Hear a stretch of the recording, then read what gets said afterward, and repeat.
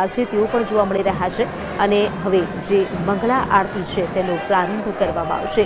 તમામ લોકો અહીં ઊભા છે, તેમના જે મોબાઈલના કેમેરા ઓન કરીને બેઠા છે, કારણ કે ભગવાનની એક ઝલક જોવા માટે તેઓ તરસી રહ્યા છે અને ભગવાનને પોતાના કેમેરામાં તે લોકો કેદ કરવા માંગે છે। આપ જોઈ શકો છો, પડદા છે તે પણ ઉઠી ચૂક્યા છે।